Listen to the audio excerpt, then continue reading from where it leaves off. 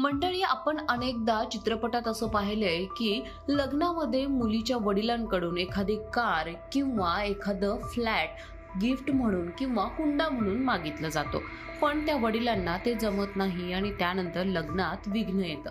बऱ्याचदा लग्न सुद्धा तुटतं. आता अशीच कहाणी ग्वाल्हेरमधील एका शाही घराण्यात झाली. तसं पाहायला गेलं तर दोन्ही कुटुंब चांगली आहेत, पण यामध्ये कार ही साधीसुधी नव्हती, तर रोल्स रॉयस कारमुळं या दोघांचं लग्न अक्षरशः टांगणीला लागले.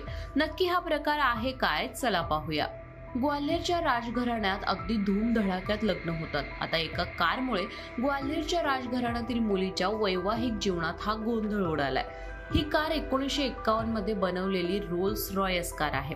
बडोद्याच्या राणीसाठी एच.जे. मुलिनर आणि कंपनीने बांधले होते. बडोद्याच्या राणीसाठी ही खास कार तयार केली होती. भारताचे पहिले पंतप्रधान जवाहरलाल नेहरू यांनी राणीच्या वतीने तसे आदेश सुद्धा दिले होते. आता या रोल्स रॉयस कारने राजघराण्यातील मुलीच्या वैवाहिक आयुष्यात वादळ का आणले, नक्की त्यामागची स्टोरी काय आहे हेही बघूयात. आता मुलगी आणि मुलाकडचे कुटुंब नक्की आहे तरी कोण?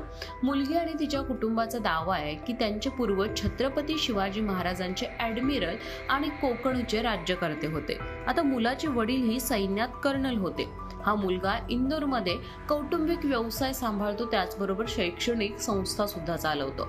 मुलगा आणि मुलगी दोघांनीही पुष्टी केली आहे की मार्च 2018 मध्ये त्यांचं ग्वाल्हेरमध्ये लग्न झालं. त्यानंतर 1 महिन्याने ऋषिकेशमध्ये लग्न केलं. पण वाद असा झाला की त्या वादामुळेच नवरी कधी सासरच्या घरीच गेली नाही आणि यानंतर पती पत्नीने ऋषिकेश आणि ग्वाल्हेरमध्ये घटस्फोटाचा खटला दाखल केला आणि त्यामुळे संबंध आणखीन चिघळले. मुलाने मुलीवर आरोप केलाय की लग्नादरम्यान मुलीने तिच्या आई वडिलांवर आपल्या कुटुंबाची मोठ्या प्रमाणात फसवणूक केली आणि त्यासोबतच मुलीने सुद्धा फिर्याद दिली आहे की मुलगा आणि त्याच्या कुटुंबाविरुद्ध हुंड्यासाठी छळ केला गेला. मात्र मध्य प्रदेश उच्च न्यायालयाने मुलाविरुद्ध दाखल केलेला FIR फेटाळला आणि यानंतर तरुणीने याला आव्हान देत सर्वोच्च न्यायालयात धाव घेतली आहे.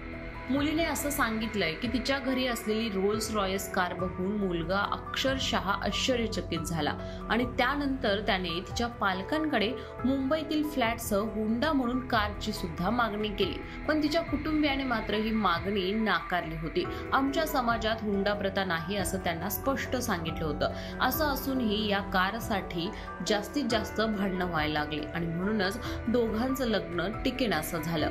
या दोघांचा घटस्फोट होणार की नाही होणार यावरच आता चर्चा सुरू आहे. पण सर्वात महत्त्वाचं म्हणजे पुराणमतवादी शाही समाजात पुनर्विवाहाची परंपरा नसल्यामुळं ती महिला संभ्रमात आहे.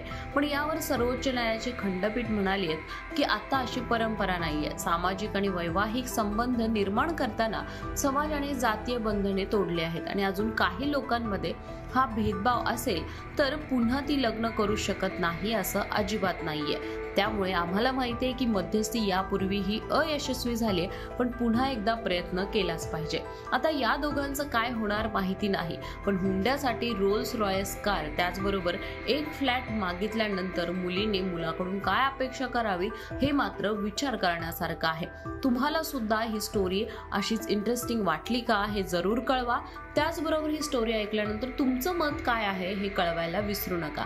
आणि याच प्रकारचे इंटरेस्टिंग स्टोरीज अँड टॉपिक्स माय महानगर मानिनीवर आम्ही सतत अपलोड करत असतो. जर हा व्हिडिओ आवडला तर लाईक करा आणि अशाच कंटेंटसाठी माय महानगर मानिनीला सबस्क्राईब करायला विसरू नका.